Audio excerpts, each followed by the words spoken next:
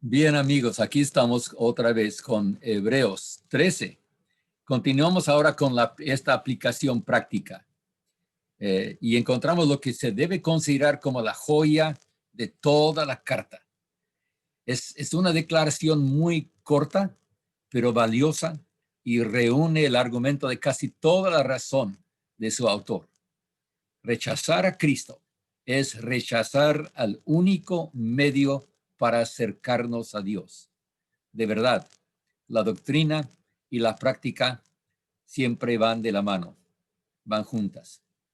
Leamos de nuestro texto, Hebreos 13, del 10 al 16. Estamos repitiendo el versículo 10 de nuestra apreciada Reina Valera y todos ustedes tienen la versión de 60.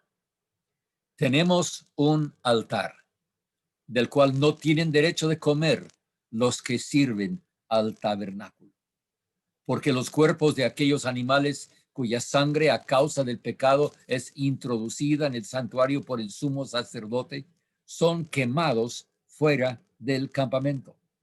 Por lo cual también Jesús, para santificar al pueblo mediante su propia sangre, padeció fuera de la puerta.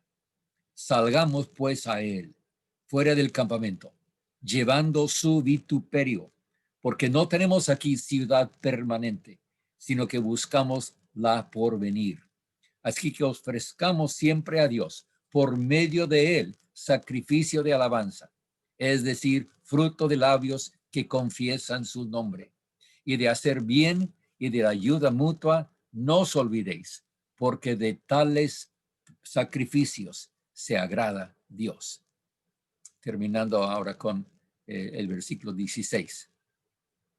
En esta sección del capítulo 13, el apóstol regresa por un momento a la doctrina céntrica de la carta, como para reafirmar la importancia del peligro de volver atrás y perder todo. Se acordarán que terminamos el estudio previo con el comienzo del argumento del apóstol sobre los deberes de los cristianos. Matthew Henry nos dice que todo esto es parte de lo que debemos a nuestros maestros ya partidos. Sea que fuera ese detalle, vamos a ver la fuerza del argumento del apóstol. Mencionamos 6 detalles acerca de los errores o enseñanzas heréticas que pueden distraer o hasta destruir a los creyentes seguidores de Jesucristo. Vimos que eran enseñanzas heréticas diferentes y variadas, doctrinas extrañas de una naturaleza inquietante y distractora. Eran doctrinas miserables, perecederas, que eran totalmente infructuosas. Y finalmente que excluirían a quienes las abrazaran de los privilegios del altar cristiano. Este es el tema de hoy, comenzando con el versículo 10. El punto que queremos explorar. Tenemos un altar. ¿De qué se trata esta declaración tan sencilla? Ya mencionamos que nuestro altar no es uno físico, sino que es personal. Jesucristo mismo es nuestro altar. Es el sacrificio sobre el altar y es el sacerdote mediador que ministra la ofrenda y la aplica a nuestras vidas. También debemos aclarar que no se trata ni de reproducir o repetir el sacrificio de Cristo por nosotros. No tenemos que bajar a Cristo mismo sobre un altar en cada culto de nuestras iglesias para poder aprovechar su sacrificio. Tendremos más que decir sobre esto. Regresemos por unos momentos al comentario de Matthew Henry para aclarar los detalles de nuestro texto. La iglesia tiene su altar. Este es Cristo. Es tanto el altar como el sacrificio como el sacerdote. Y vamos a ver qué significa esto.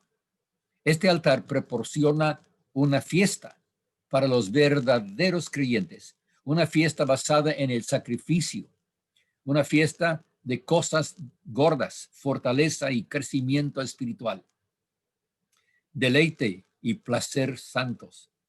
La mesa del Señor no es nuestro altar, la Santa Cena. pero está guarnecida con provisión del altar.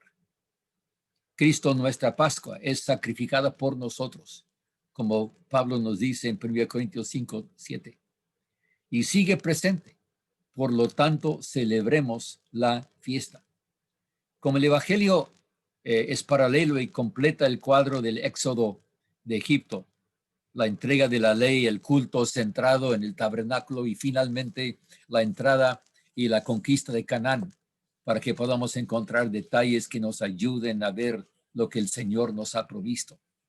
Mantener la fiesta significa deshacerse de toda la levadura de la casa, comer solo panes sin levadura mientras dure, participar así de la pureza de la celebración y el hermoso recordatorio de que ser salvos y vivir en santidad exige algo de nosotros.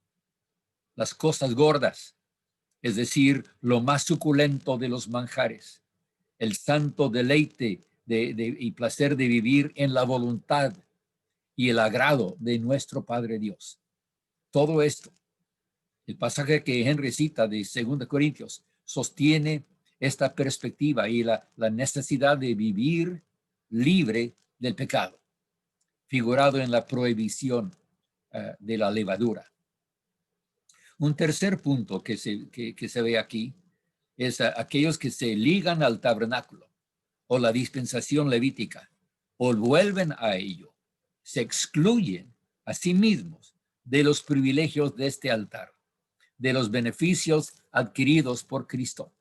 Si sirven al tabernáculo, es decir, el sistema levítico, están resueltos a someterse a ceremonias y ritos anticuados y así a renunciar a su derecho ante el altar cristiano. Y esta parte del argumento primero la demuestra y luego la mejora, la completa. Demuestra en primer lugar que esta adhesión servil al Estado judío es un obstáculo a los privilegios del altar del Evangelio. Argumenta el apóstol así: según la ley judía, no se debía comer ninguna parte del holocausto por el pecado, sino que todo debía ser quemado fuera del campamento mientras habitaban en tiendas y fuera de las puertas cuando habitaban en ciudades. Ahora, si todavía se sujeten a esta ley, no pueden comer en el altar del Evangelio, porque lo que aquí se come procede de Cristo, que es la gran expiación por el pecado. No es que sea la misma ofrenda por el pecado en sí, como afirman los papistas, porque entonces no debía comerse, sino quemarse. Pero la fiesta del Evangelio es el fruto y la obtención del sacrificio, a lo cual no tienen derecho los que no reconocen el sacrificio mismo. Es decir, ya se descubre que no se puede en realidad ser de Cristo y ser del judaísmo al mismo tiempo, porque el uno niega y cancela el otro. Y por eso hoy día los cristianos que quieren judaizar y vivir como judíos y guardar las fiestas judías, etcétera, todo eso, no se dan cuenta que lo que están haciendo es una contradicción. Y para que se pudiera demostrar que Cristo era realmente el antitipo de la ofrenda por el pecado y como tal podía santificar o limpiar su pueblo con su propia sangre, se conformó a sí mismo al tipo, sufriendo fuera de la puerta. En otras palabras, su crucifixión fuera de las paredes de la ciudad es un cumplimiento de la figura del holocausto totalmente quemado y llevado fuera. La figura más completa de esto es el chivo expiatorio, que era llevado cada año a perderse en el desierto. Figura de que Cristo, el Cordero de Dios, llevaría nuestro pecado y lo separaría de nosotros como el chivo mandado al desierto era separado del pueblo. Este era un ejemplo sorprendente de la humillación de Cristo, como si él no fuera apto ni para la sociedad civil ni para la sagrada. Y esto demuestra cómo el pecado, que fue la causa directa de los sufrimientos de Cristo, conlleva la pérdida de todos los derechos sagrados y civiles, y que el pecador es en realidad una plaga común y una molestia para toda la sociedad. Si Dios fuera estricto como para señalar la iniquidad y terminar completamente con eso, habiendo demostrado así que regresar a la ley levítica, incluso de acuerdo con sus propias reglas, incluiría a los humanos del altar, excluiría a los humanos del altar cristiano. El apóstol entonces ahora procede a mejorar el argumento en los versículos 13 al 15, en consejos adecuados. Dice primero, salgamos pues a él fuera del campamento, que salgamos de la ley ceremonial, del pecado, del mundo, de nosotros mismos. Este imperativo añade a los demás el deber cristiano, el deber céntrico para todo cristiano que quiera identificarse del todo con su Señor y gozar no solo de una consagración, sino de una santificación entera. Aquí encontramos la cima de todas las cimas del argumento del apóstol Pablo en toda su carta. Salir a él fuera del campamento es a la vez una completa identificación con él y una renuncia a cualquier otro intento por vivir la vida justa.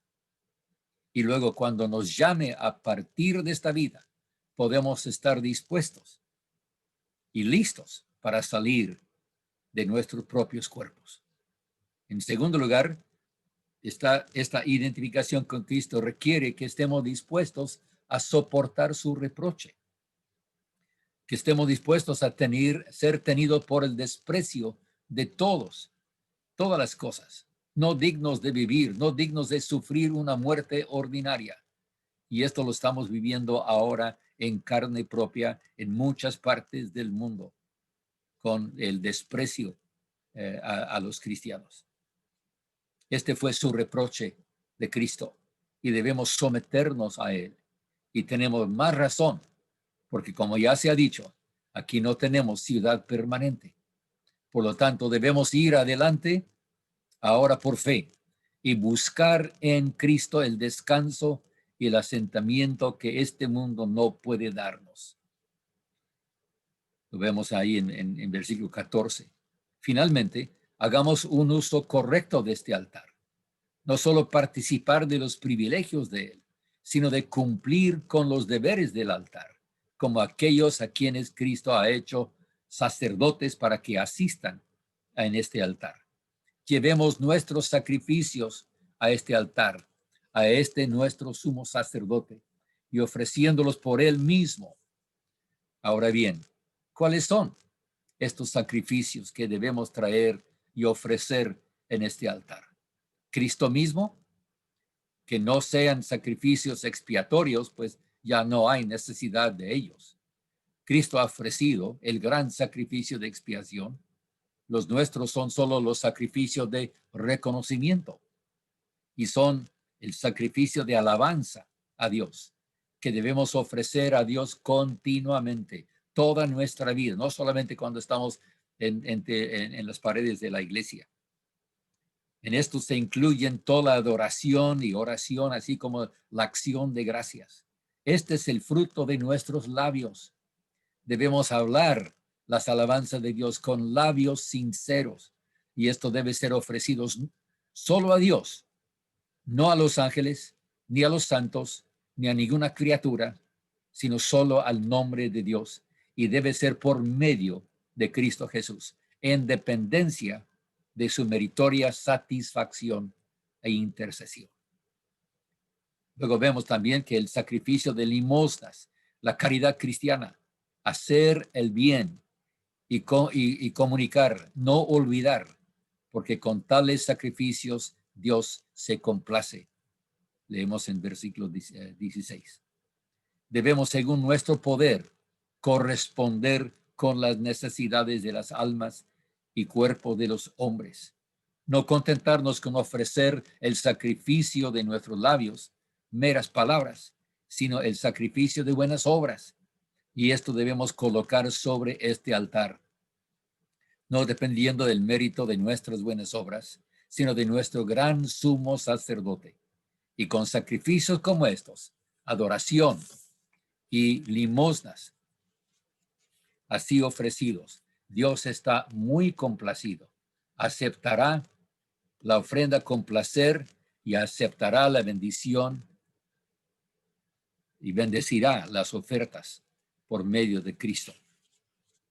También en este texto tenemos la verdad céntrica de la conexión entre la muerte de Cristo por nosotros y su obra en nosotros en la santificación. Cristo no murió solo para poder perdonar el pecado, sino para destruir el poder del pecado. Cristo padeció fuera de la puerta para santificar al pueblo mediante su propia sangre. Lo leemos en versículo 12. Este es el gran privilegio que tenemos en Cristo.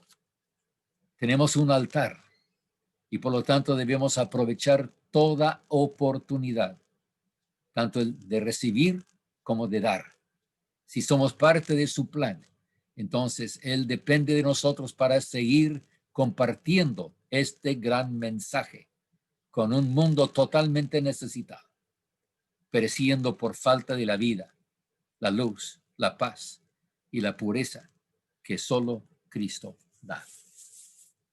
Amén.